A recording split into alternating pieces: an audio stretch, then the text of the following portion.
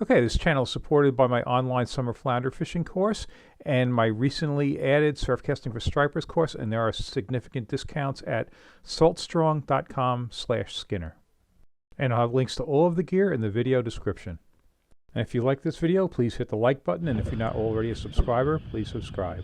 Okay, I am not where I really want to be fishing at this time of year, but my local fishing, the Peconic Bay system is just for Fluke, just terrible right now, terrible. So I've headed back to my, what I call my more traditional waters of Long Island Sound, where I've fished many years. I'm gonna see what's here. There's nobody out here. The water's cold. It's like 51.6. It's kind of cold, not too cold. I've got time. I'm going to start where I know there was some fish last year early. I've got a lot of terns, birds working out north of me. I think that's deep water, so typically what that is it's bluefish, and it's deep, and it's not fluke stuff. However, it's a good sign that there's some bait. I'm going to make a drift over this one spot here, see if I can find something.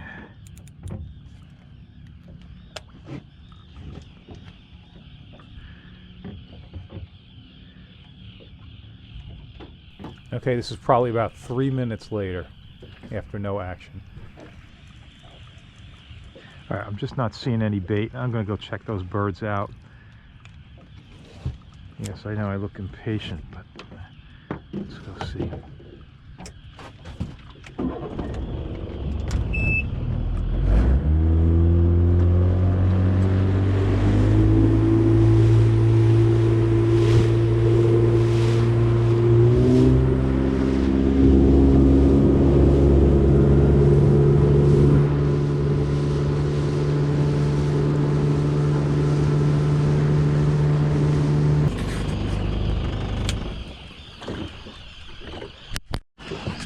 So my experience with these is they're probably going to be very reluctant to hit.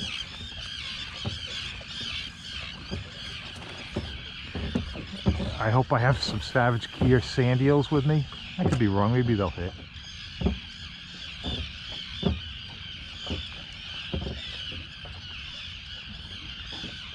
Oh, I guess they'll hit. All right, I'll do this for a little while.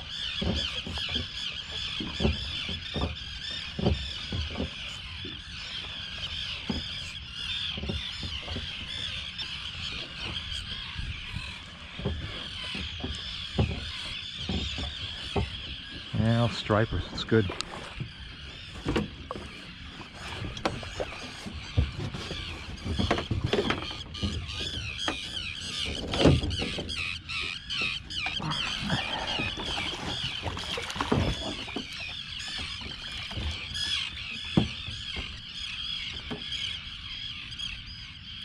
I would like to see that.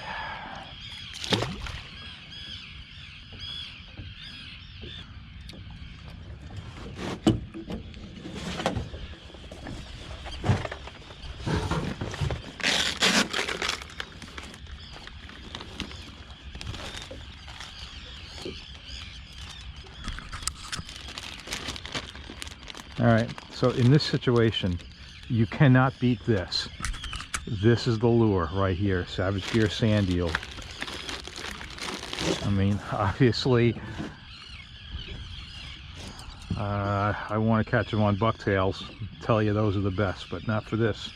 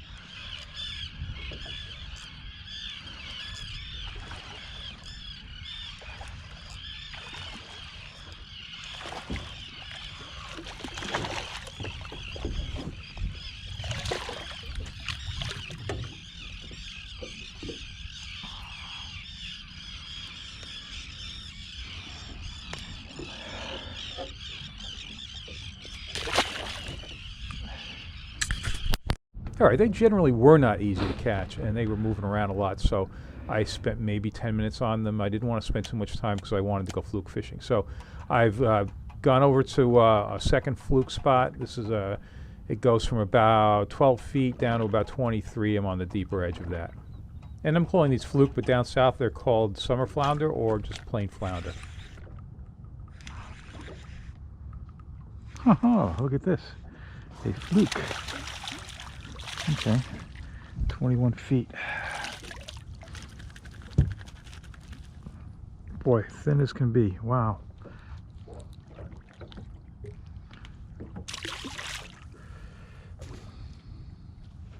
It's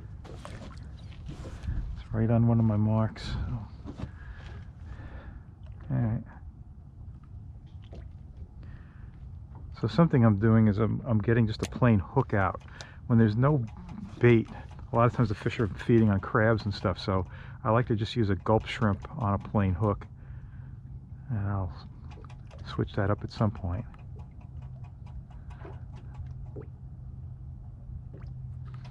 The way fluking has been, having just caught a fluke, obviously I'm not going to go running out of here yet. And then I'm also wondering how I got the tail chopped on the other gulp.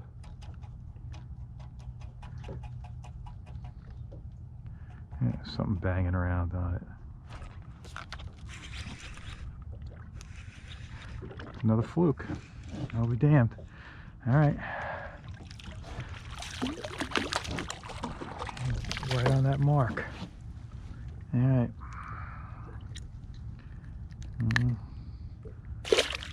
Hit the teaser. Okay. Not going to change anything, I guess. 2.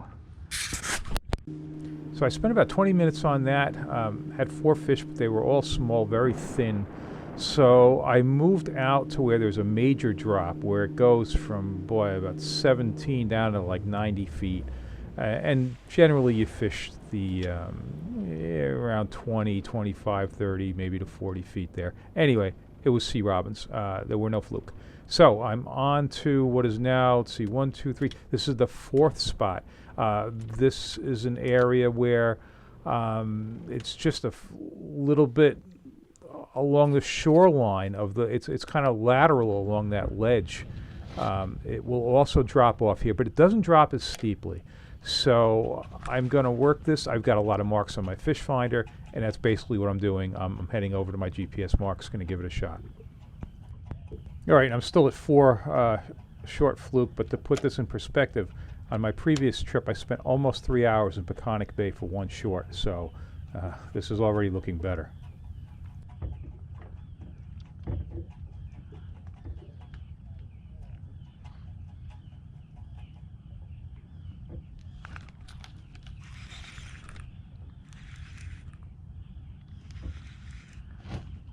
All right, so pretty quickly I've got a fluke here, but look, he's got one following him. So, yes, that's very encouraging.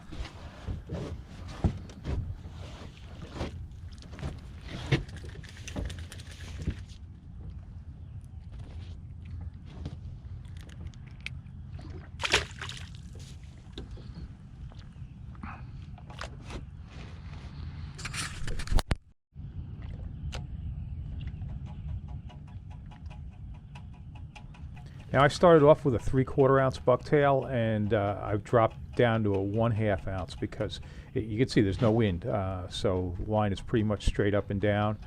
The drift speed is very slow. It's like 0.5 to 0.7 at this time. This will be as much current as I'm going to have on this trip.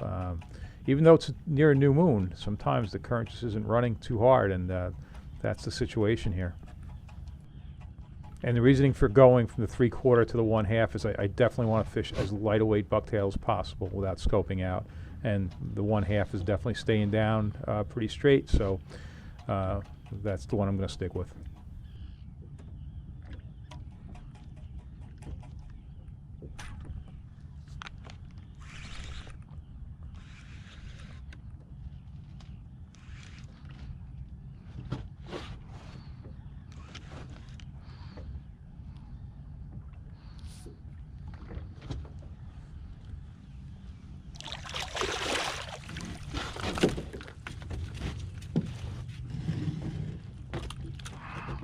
All right, definitely better once I gave it a measure. I was a little bit over 18 inches. The limit here is 19 inches, so it goes back.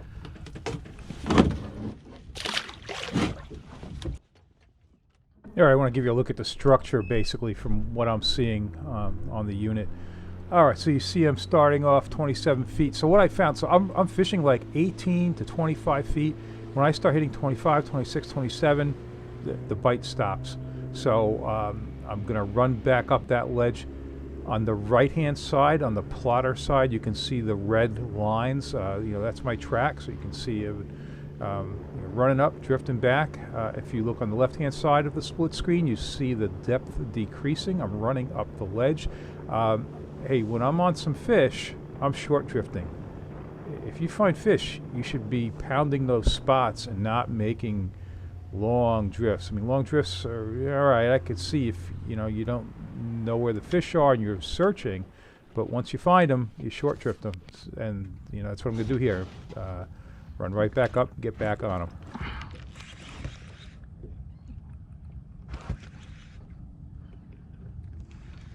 Felt good, but because we got Fluke on one and a sea rug on the other.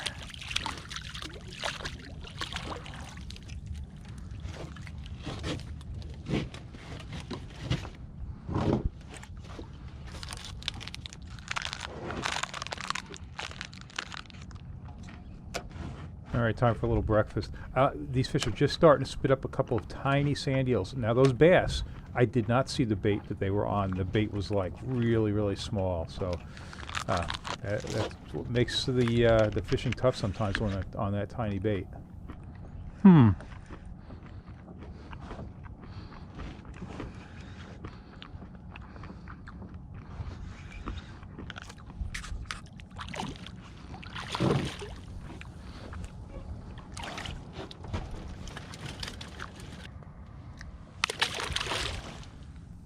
All right, I get a lot of mileage out of these 4-inch swimming mullets, and I've done a lot of fishing out here. I lived very close to this for like 24 years, and I've tried in this area going to a larger grub to try to cull out larger fish, and it just hasn't worked. When there's a lot of fish here, you just basically catch what's here.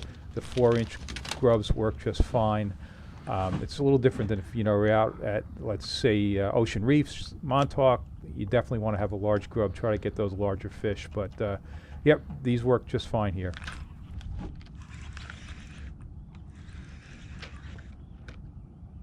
Look at this. This is 2 double headers in a row.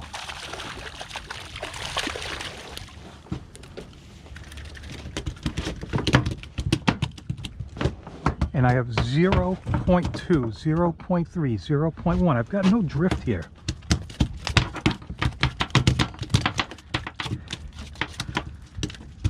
And they're spitting up sand eels.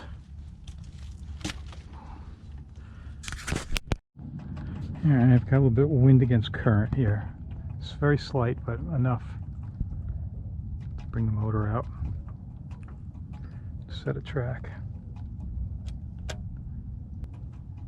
So all that fishing was incoming current, and it has just turned around to a slight outgoing.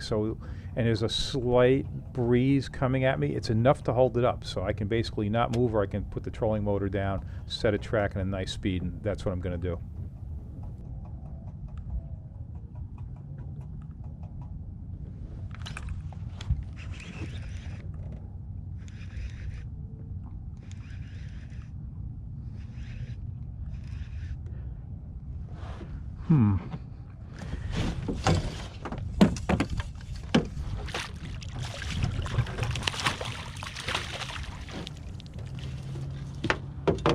It might be short, but I'm looking.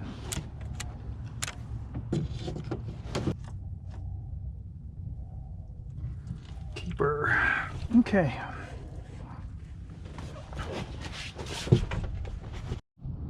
All right, it was like 19 and a quarter. That was the 57th fish of the trip.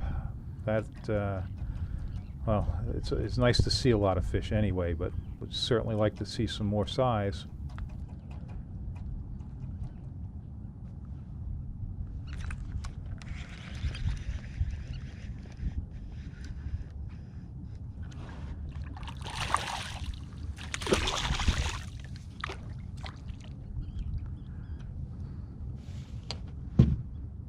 So I just keep sticking these things back on the hook. Upside down, sideways, doesn't matter.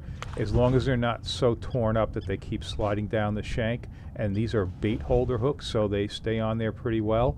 Yep, just keep putting them on. As long as the tail's not ripped off, I keep using them. And had I realized that there were sand eels around, I would have left those tsunami teasers on, the glass minnows, the tinsel ones. But I had put a plain hook on, did the gulp shrimp for a little bit, and then ended up going with this, and this has been working, so I'm not changing.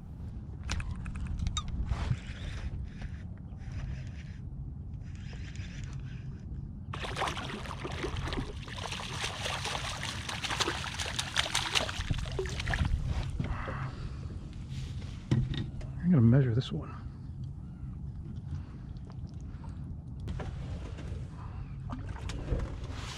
And these fish are all being caught very soon after I had that keeper, so that's up there in the bucket bleeding out, and then I'll put it on ice. Now, since I'm trolling, I did go up slightly on the weight. I went up to a 3/4 from that 1/2, just because I am moving along just a little bit. And I'm dialing in at around 0.8 to 1.0 miles an hour.